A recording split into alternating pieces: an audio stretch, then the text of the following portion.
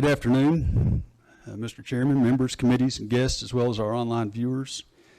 Mr. Chairman, I'd like to thank you for hosting this interim study today, and if I may, I'd like to Ladies and gentlemen, many of you know me and know that I've proudly served our country for over 22 years and have recently retired from the Air Force Reserves at Tinker, where I piloted the KC-135 refueler. I've deployed 9 times, and thank God I've returned home 9 times, safely and unharmed. The same cannot be said about many of my brothers and sisters in arms.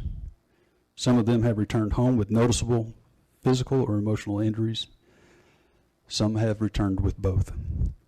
Yet some of our troops have returned with injuries that are much harder to properly diagnose and treat.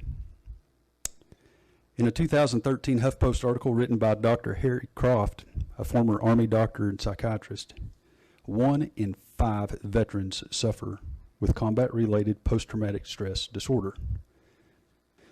And I quote, "Commonly experienced symptoms of military PTSD include inappropriate anger or irritability, insomnia, problems on the job and at home, acting detached or distant, having trouble with social events such as weddings, funerals, and other family gatherings, and being easily startled or hypervigilant."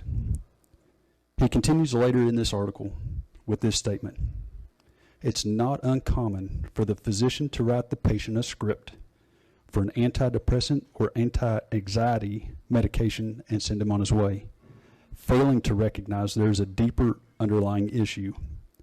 In addition, many doctors have little time to spend with patients and therefore are simply unable to fully explore all symptoms and give adequate information about the best treatment options." Dr. Croft finishes his article with this short paragraph: "Combat-related PTSD is the silent killer of the military because it's often misdiagnosed, and without the right help, it can be extremely debilitating and is linked to an increased risk of suicide.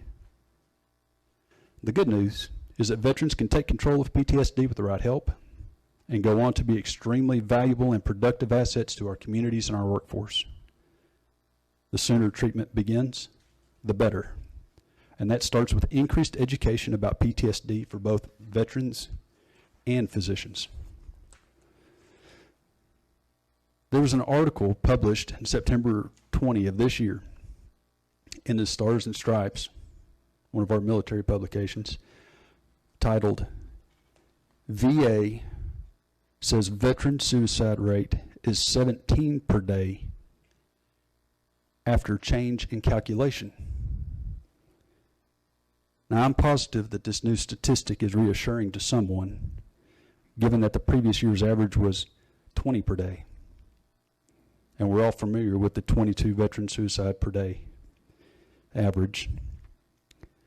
However, in an effort to reduce the rate statistic, the VA has changed its calculation to eliminate active duty, reserve, and National Guard members who were never federally activated deployed. Here's what that means. It means that the VA has disregarded some 1,000 suicides from our military ranks annually, simply to show a reduction in the suicide rate.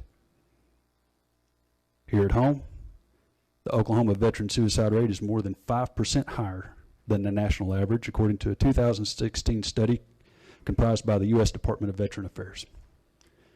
I think it's time to get real about the underlying issues that lead to veteran suicide. It's time to explore other treatment options with a proven history of success. My goal in the mission of healthcare options and access for our veterans is not only to help my fellow brothers and sisters get the treatment they need and deserve in order to improve their quality of life, but also to save families. How destructive is PTSD and suicide to a family unit? Strong families build strong communities. Strong communities build strong states, and so on. Mr. Chairman, today we're going to hear not only what hyperbaric oxygen therapy is and how it works, but also personal testimonies from fellow Oklahomans who have benefited from the healing effects of hyperbaric oxygen therapy.